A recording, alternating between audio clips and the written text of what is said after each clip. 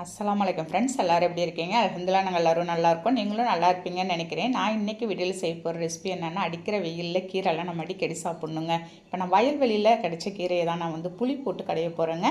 அவ்வளோ அட்டகாசமான சுவையில் இருக்கும். இரும்பு சத்துலாம் அதிகம் உள்ள இந்த கீரையை நம்ம எப்படி கடையலான்னு பார்க்கலாமா? அதுக்கு ஒரு கத்தி எடுத்து இதோ பாருங்கள், இந்த மாதிரி எல்லாத்தையும் நான் க்ளீன் பண்ணி கழுவிட்டு எடுத்து வச்சுருக்கேன். கொஞ்சம் கூட கல் மண் இல்லாத நீங்கள் எல்லாத்தையும் க்ளீன் பண்ணி எடுத்துக்கோங்க. இப்போ இதை ஒரு பருப்பு கடையிற சட்டியில் நான் சேர்த்துக்க போகிறேங்க. நீங்கள் இந்த கீரையை சட்டியில் போட்டு கடைஞ்சாதாங்க உங்களுக்கு டேஸ்ட் நல்ல அட்டகாசமான சுவையில் இருக்கும்.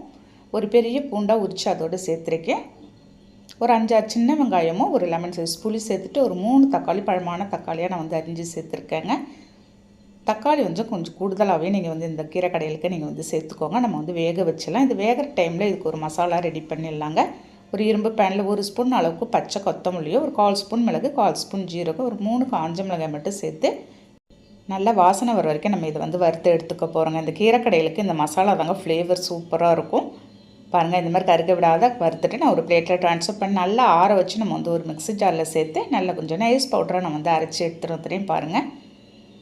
இந்த மாதிரி நீங்கள் அரைச்சிக்கோங்க. நம்ம அரைச்சிட்டு வந்த உடனே அதோடய வாசனையே செம்மையாக இருக்குதுங்க. பாருங்கள், இது அப்படியே இருக்கட்டும். இப்போ அதுக்குள்ளே நமக்கு கீரையும் அதே சமயம் வெந்து வந்திருக்கும் பாருங்கள்.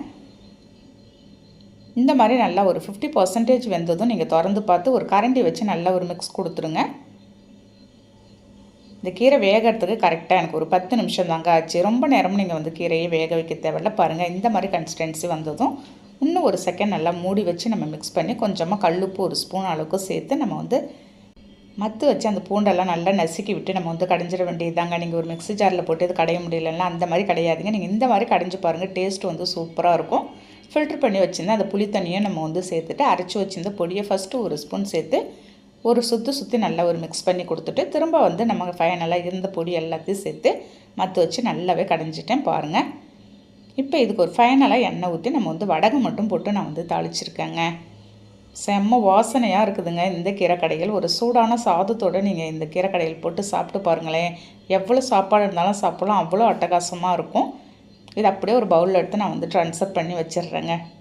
பாருங்கள், பார்க்கும்போதே உங்களுக்கு சாப்பிட்ணும் போல் இருக்கும். இப்போ இது ஒரு சூடான சாதத்தோடு நான் உருளைக்கிழங்கு பொரியலும் அப்பளமும் பொரித்து வச்சுருக்கேங்க. நம்ம டேஸ்ட் எப்படி இருக்குன்னு பார்க்கலாமா? இதுக்கு ஒரு லஞ்சுக்கு செம்ம சூப்பரான ஒரு காம்போ தாங்க இது.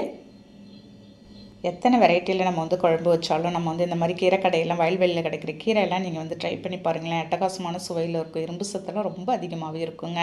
வீடியோ பிடிச்சிருந்தால் லைக் பண்ணிவிட்டு ஷேர் பண்ணுங்கள். நாளைக்கு பார்க்கலாம்.